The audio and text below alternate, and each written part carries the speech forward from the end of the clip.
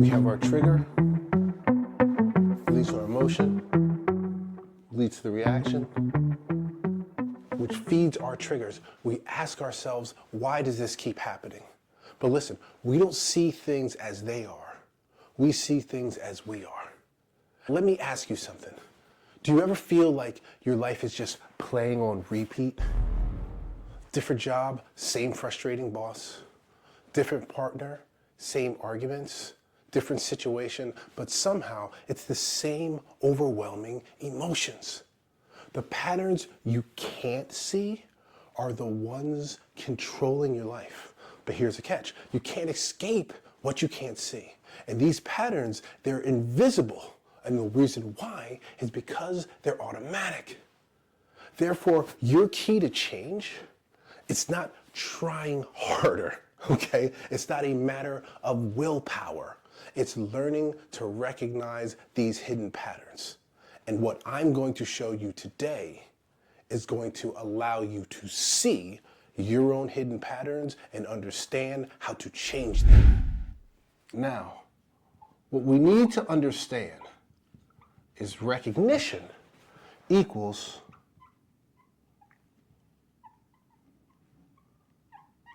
transformation. The patterns that control us are invisible until the moment we finally see them. And once we see them, that opens the door.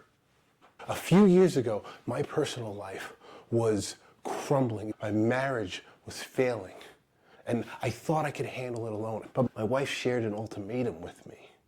She said, get help or get out. Some of you are watching this right now, and you understand this type of ultimatum. You've been there or you are there. Thank God my wife gave this to me. And I find myself in group therapy.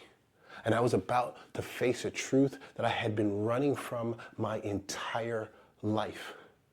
And I want you to understand this.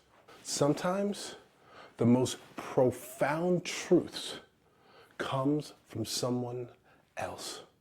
So I'm in a meeting, at a group meeting, and a gentleman shares. Now, I have facilitated thousands of hours of group therapy. So for me, sitting in a meeting was very interesting because I was always used to being the person asking the questions instead of the actual participant. So as this gentleman started sharing in this meeting, he started talking about this emptiness that he felt in his chest.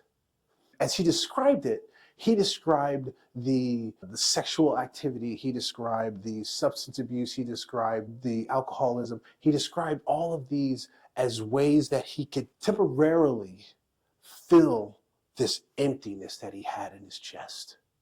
And so the way he described it was like a pothole. If you've ever seen a pothole where when it rains, the water fills up to the top.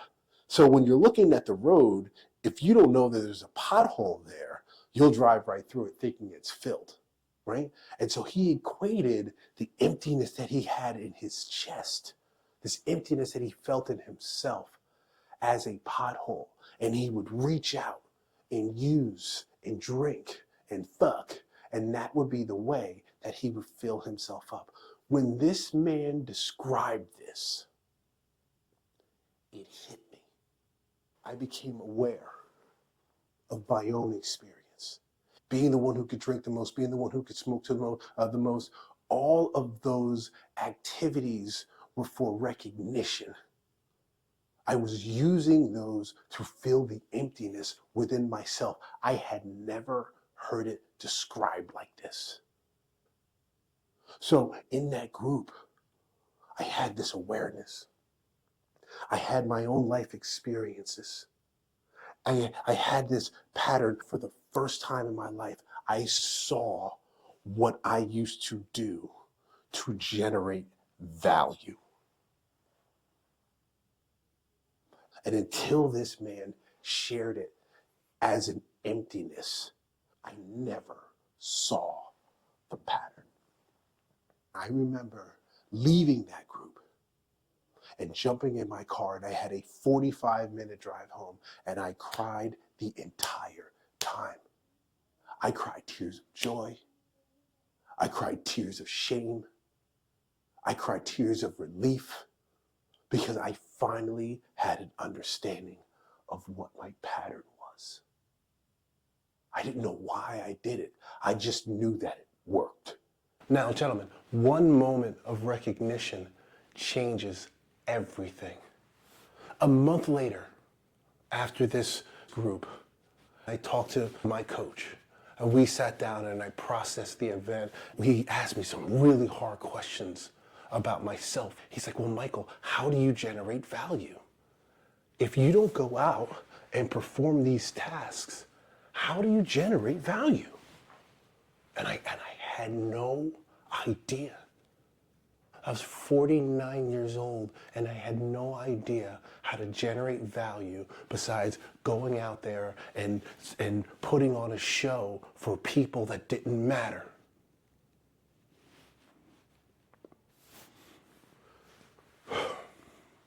So a month after that group, I'm just doing my thing, being a regular person, being a dad, being a husband. I found myself in a grocery store. I'm going through the grocery store and this dime piece walks into the grocery store. And it was funny because I've always been in really, really good shape. And my entire life I was used to being checked out by women. And I loved that. Being checked out by women was a huge source of value and it provided a tremendous amount of confidence. And so when an attractive woman would be around, it wasn't that I wanted to go and check her out. It was that I wanted her to check me out because that filled me up. And so a month after this group, I'm in the grocery store. I see this attractive woman and immediately the whole process just starts playing itself out. Boom, I see her. I should go down the next aisle and then come back up the other aisle and then have to cross each other. I have this whole pattern that I would follow so I could get this attention. I had the awareness. I knew my life experience. I knew exactly what I normally would do.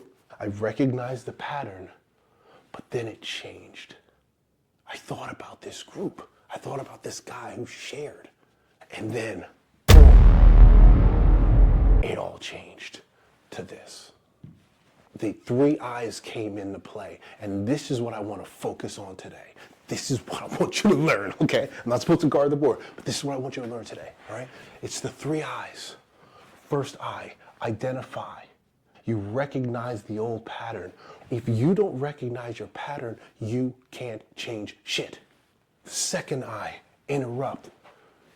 I was under new management because the old managers of my life were running that shit into the dirt. I don't have to follow this all the way through. And then the third eye is implement. It's a new dialogue. There is a new truth.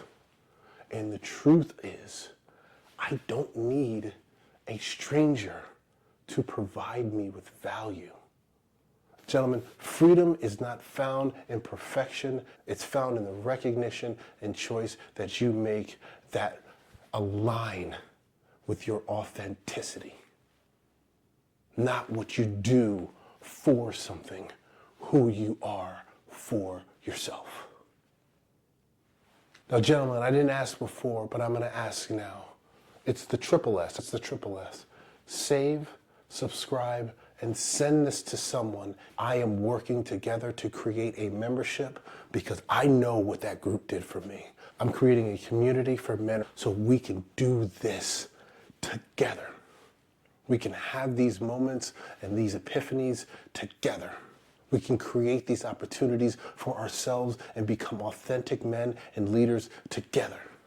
That's what I want to do.